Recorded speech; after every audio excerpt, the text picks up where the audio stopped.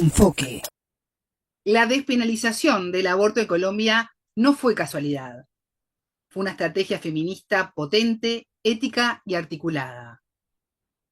¿Qué tan importante es el liderazgo feminista en la región en un contexto cada vez más polarizado, en donde están en juego los derechos, la libertad y la vida de las mujeres? Bienvenidos, esto es Enfoque con Alejandra Patrone. Hoy, junto a Ana Cristina González Vélez, una figura clave en la lucha de los derechos sexuales y reproductivos en América Latina. Ella es médica feminista, doctora en bioética, fundadora del Grupo Médico por el Derecho a Decidir en Colombia y pionera, entre otras cosas, del movimiento Causa Justa, que logró en el año 2022 ampliar el derecho al aborto en Colombia hasta la semana 24 de gestación. Ana Cristina es colombiana, pero se encuentra en Uruguay, así que hacemos el contacto con Montevideo. Enfoque. Geopolítica, investigación, relaciones internacionales. Enfoque. Una mirada profunda y decolonial a los hechos más importantes de nuestra historia. Ana Cristina, ¿cómo estás? Es un gusto recibirte. Bienvenida a Enfoque.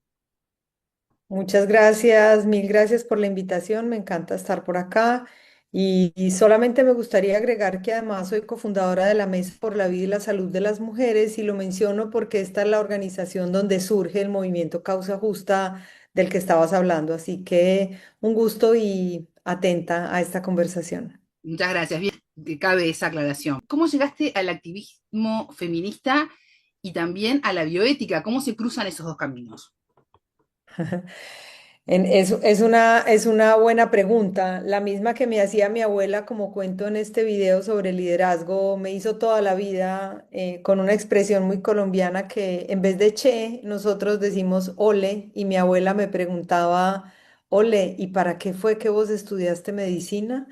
Porque le parecía siempre muy extraño que no hubiera seguido el camino pues de la clínica y de la atención directa que hice durante muchos años, pero luego mi vida, por una conjunción entre la literatura, el haber conocido grupos de mujeres en Medellín y también pues una suerte de indignación y de desprecio a la arbitrariedad que ha caracterizado, digamos, como todo mi recorrido en ese encuentro y también en los inicios, digamos, de la investigación, yo empecé a hacer activismo en el mundo internacional, muy particularmente en las Naciones Unidas, influyendo para la creación de estándares en materia de igualdad de género y de salud sexual y reproductiva.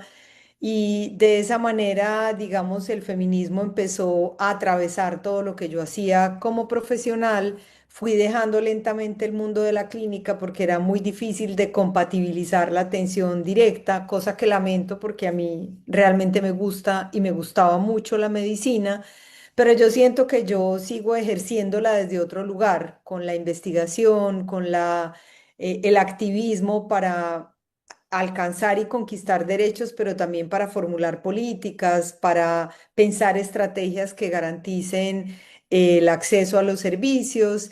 Y creo que con los años se hizo cada vez más pertinente la pregunta por los valores, porque la bioética no es otra cosa que una conversación sobre valores, perdón, perdón, aquí esta pequeña interrupción que no tomé la precaución, perdón con toda la audiencia.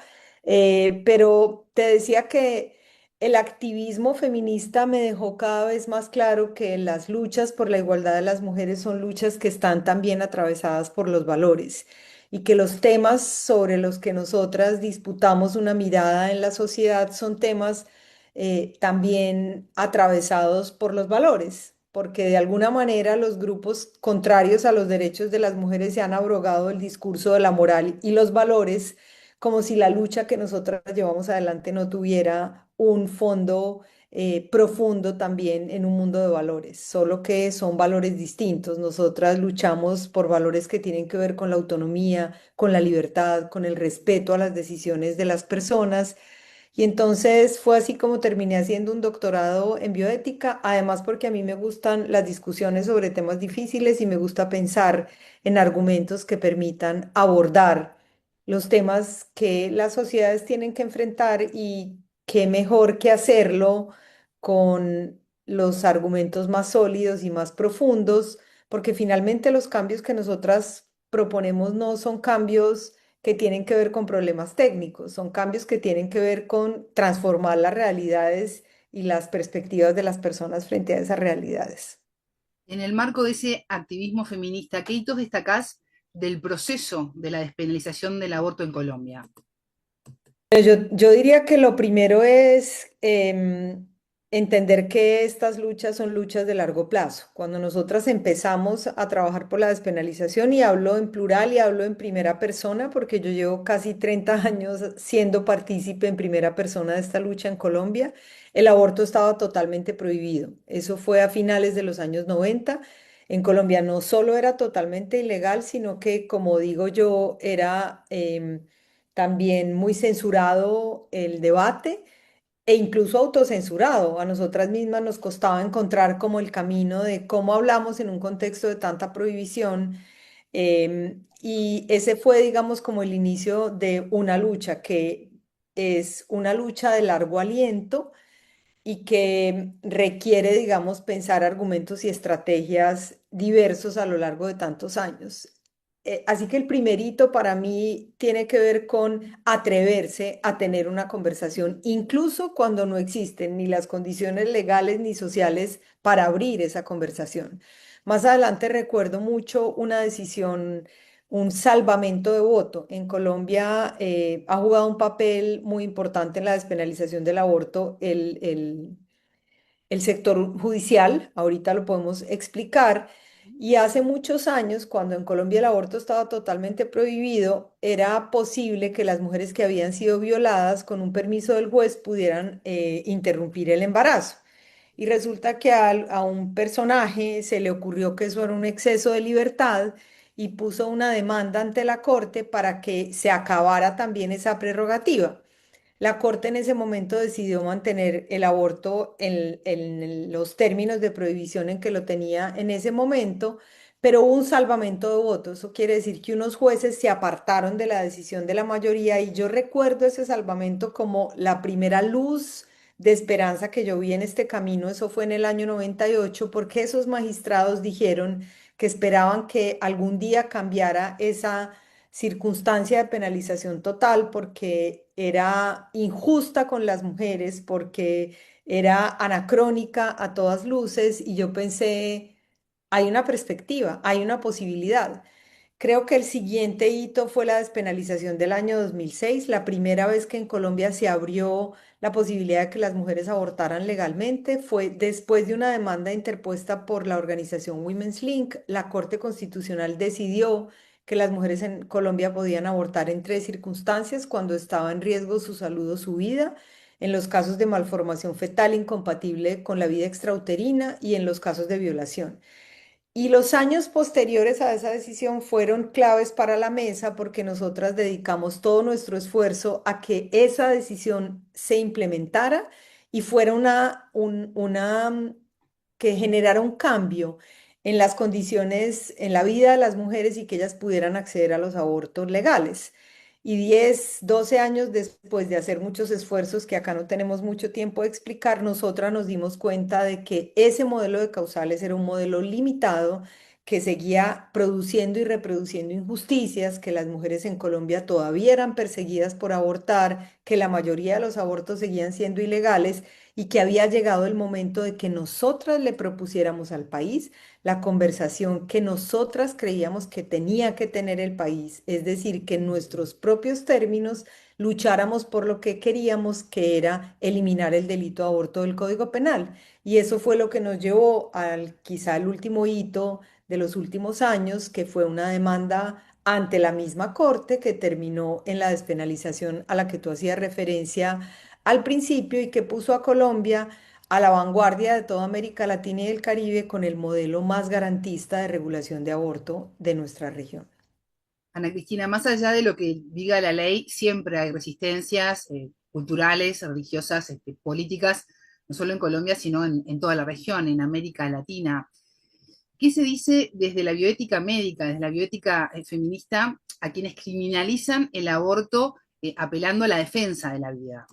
Yo creo que aquí hay varias cosas. La primera es reconocer que, por supuesto, hay vida en una gestación, pero que hay diferencias muy grandes entre una vida potencial y una vida en formación y una vida que ya está constituida como es la vida de las mujeres. Y que desde el punto de vista de los valores y de la bioética es profundamente legítimo luchar por la protección de la vida de esas personas que ya existen y que son reconocidas como sujetos en la sociedad y que como sujetos son, digamos, tienen derechos que se les deben asegurar y garantizar. La Corte Constitucional colombiana hizo hace muchos años lo que se llama la ponderación, es decir, la Corte reconoce que hay una vida en gestación y yo comparto, digamos, esa perspectiva, pero eso no quiere decir que esa protección es absoluta y que el reconocimiento de esa vida potencial pueda subordinar o eliminar el reconocimiento de la vida de las mujeres. Y la vida de las mujeres, y esta es una perspectiva también desde la bioética, no es un mero hecho biológico. La vida de las personas tiene que ver también con la vida que ellas imaginan para sí mismas. Y un elemento central de la vida de las mujeres es la posibilidad de tomar decisiones sobre el propio cuerpo, porque la libertad sobre el propio cuerpo es inherente a los cuerpos que están sexuados para la reproducción, que son los cuerpos de las mujeres o de otras personas con capacidad de gestar. Y si le niegas a una persona esa posibilidad, le estás negando que tome decisiones sobre su vida y su destino, porque la estás obligando a llevar adelante embarazos o maternidades que no desea, la estás forzando a un embarazo o a una maternidad que no desea y estás forzando y digamos, transformando ese proyecto de vida que la persona imaginó para ella, porque el embarazo no es un hecho que pasa de largo por la vida de las personas. El embarazo deriva en una maternidad y la maternidad es un hecho para toda la vida. Y ese hecho para toda la vida tiene que ser, tiene que poderse resolver y decidir de manera íntima e individual, como dijo la Corte en la decisión del año 2022, y este es un argumento también profundamente bioético. Las decisiones sobre la reproducción son íntimas e intransferibles, y esas decisiones tienen que estar basadas en las convicciones morales propias de cada persona. Nadie le puede imponer a otro qué hace o qué no hace con respecto a su maternidad. Ana Cristina, decías al comienzo de la entrevista que te gustan los temas difíciles. ¿Cómo se ejerce el liderazgo feminista en América Latina? Bueno, esa más que una pregunta difícil es una pregunta muy amplia. Ujú. Yo diría que la perspectiva, digamos, desde la que yo entiendo el liderazgo es, el liderazgo para mí es una actividad en el sentido de em, buscar de manera constante cómo transformar nuestra sociedad para que sean sociedades mejores y más coherentes con esos valores en los que uno cree. En mi caso, esto tiene que ver con ayudar a transformar la sociedad para que existan cada vez más condiciones de igualdad para las mujeres, que se les aseguren todos los derechos en todos los ámbitos de la vida, pero a las mujeres en toda su diversidad. Y esa forma de entender el liderazgo pasa por em, la comprensión o más bien la distinción de distintos tipos de problemas que uno puede ayudar a resolver con un conjunto de herramientas. Hay unos problemas que se resuelven de manera técnica, hay unos problemas que son técnicos, si a uno se le daña un caño o si se da cuenta que la gente se está enfermando en una comunidad porque no está teniendo acceso a X o Y, o que las jóvenes se están embarazando porque no tienen acceso a métodos anticonceptivos, pues tú puedes aplicar un conocimiento que es técnico, digamos, para ayudar a transformar esa realidad. Pero resulta que el liderazgo implica mucho más que eso, porque la transformación de la realidad no se logra solamente con soluciones técnicas. Tú tienes que pensar en otras estrategias y en otros argumentos para transformar las realidades. En últimas, lo que busca el liderazgo feminista como un imperativo ético, que es el título de la charla sobre liderazgo que nosotras estamos también como compartiendo y distribuyendo en este momento, es un imperativo ético, ese liderazgo, digamos, como imperativo ético, lo que busca es, en últimas, cambiar la cabeza y el corazón de las personas. Y tú eso no lo cambias con fórmulas de carácter técnico, lo cambias y lo transformas con conversaciones públicas, con debates en torno a los argumentos, mostrándole a la sociedad por qué una situación determinada es injusta, por qué no se debe sostener, por qué hay que detenerla, por qué hay que transformarla. Es una actividad también en el sentido de que uno no deja de hacerla, uno no es líder un rato y después deja de ser líder. Cuando uno ejerce el liderazgo, uno está profundamente involucrado en la intención de aspirar a cambios en la sociedad, pero también de inspirarlos y de construirlos y de tejer las ideas y pensar las estrategias para lograrlos. ¿Y cómo se sostiene y construye un liderazgo feminista en un entorno hostil? Bueno, por un lado, yo creo que hay dos elementos muy importantes. El primero, yo creo en un movimiento que es, pues, un movimiento diverso en muchos sentidos, pero entre muchas otras cosas, un movimiento intergeneracional. Y esto lo señalo para decir que yo creo en el liderazgo que al mismo tiempo que se ejerce, hace mentoría, ayuda a que otras personas emerjan, encuentren su lugar, digamos, en la disputa y en la lucha social, se constituyan y se consoliden, digamos, como aquellas personas que van a hacer contigo esa transformación, pero que también le van a dar sostenibilidad en el largo plazo, que haya también una perspectiva, digamos, histórica entre las que llevamos muchos años haciendo esto y las que llegan y se suman, digamos, a la causa. Y por otro lado, y esto tiene que ver más directamente con la pregunta que tú me haces, creo que el liderazgo feminista en América Latina es un liderazgo que está muy asentado en la construcción de redes. Yo creo que nuestras redes son sagradas, las redes como movimiento, los grupos que constituimos, porque el movimiento feminista en América Latina, y yo te diría que en el mundo entero, está detrás de todas y cada una de las grandes transformaciones y conquistas que han tenido lugar en las últimas décadas en nuestra región en materia de igualdad y derechos humanos de las mujeres. Nosotras llevamos al ámbito público el debate sobre la violencia contra las mujeres y dijimos, esto no es un asunto privado, esto es un asunto público, hay que regularlo, hay que sancionarlo socialmente y también hay que sancionarlo legalmente. De la misma manera que llevamos las preguntas sobre la brecha salarial, sobre la paridad en la política, sobre los cuidados como una carga que recae de manera injusta y desproporcionada sobre las mujeres y también sobre el aborto. Ha sido gracias a esas redes y a esos movimientos que hemos logrado conquistar cambios en las últimas décadas en Uruguay, en el Distrito Federal primero, después en Uruguay, en Argentina, en Chile, hoy en día en casi todos los estados mexicanos, en Colombia, en muchos países de la región. Ha sido ese movimiento. Así que en tiempos difíciles lo que no se puede olvidar es la fuerza que tenemos como movimiento. Por un lado, seguir construyendo y fortaleciendo esos movimientos y por el otro, seguir insistiendo con nuestros argumentos y nuestras estrategias, porque en el silencio no hay movimiento. Y si no hay movimiento, no hay transformación. En los tiempos difíciles, uno no solamente tiene que entender lo que están haciendo quienes buscan atacarlo o erosionar lo que hemos conquistado. Hay que centrarse también en abrir los espacios propios, en hacerlos cada vez más grandes y hacerlos cada vez más fuertes y más sólidos. Esa es para mí la verdadera batalla cultural.